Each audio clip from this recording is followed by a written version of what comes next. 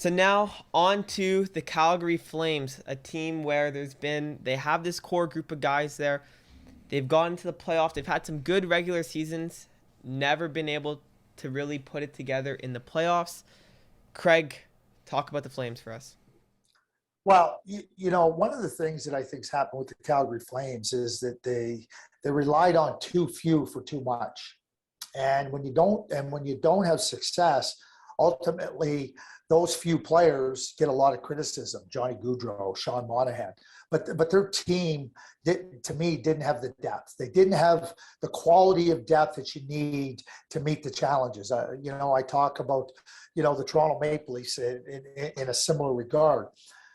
Daryl Sutter is an outstanding coach, and one thing that stands out for Daryl is that he is going to uh, give players very clear direction on what their strengths are. And he's going to ask them to play to their strengths. He's not going to ask them to do more than they're capable of. He's crystal clear in his direction. He has a superb grasp of what a player's strengths are and what his game is. And he's going to ask you to play to that. And he's also going to say, you know what, I'm not going to ask you to do anything more than you're capable of, but you better not give me less. And that's significant for a head coach. And I think for Daryl coming in at the beginning of the year, I mean, there was a lot of hope last year when he took over that you could turn things and, get it on the right direction. And, coaches come in and think they can turn it around in a day. It takes longer than that. And I think it showed up last year with the Calgary Flames and with Daryl. I also believe the additions they made in the offseason were significant. They needed more hard speed deeper through their lineup, trading for Tyler Pitlick, signing Blake Coleman.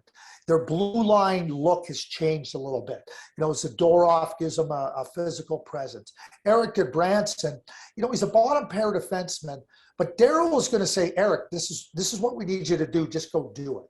Rasmus Anderson, Chris Tanev, it'll take pressure off of them.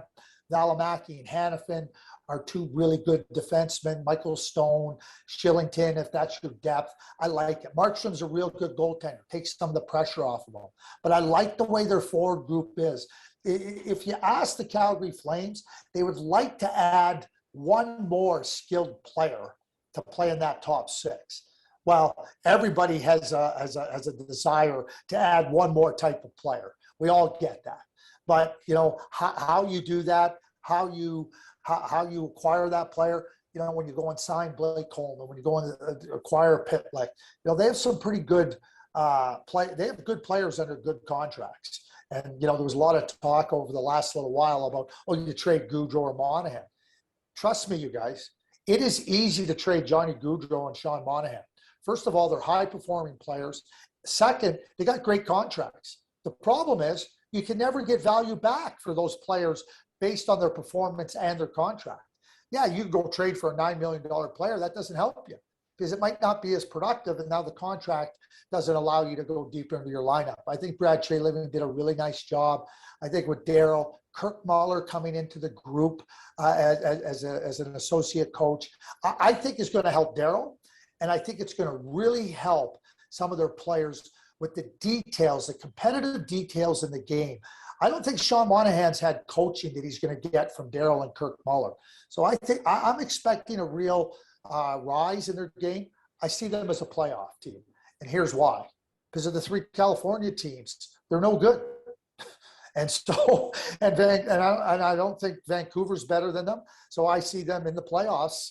Along with Edmonton and Vegas, and I don't mean to jump the question on Edmonton, but when the three California teams, LA's on the right track, but I don't think they're there yet.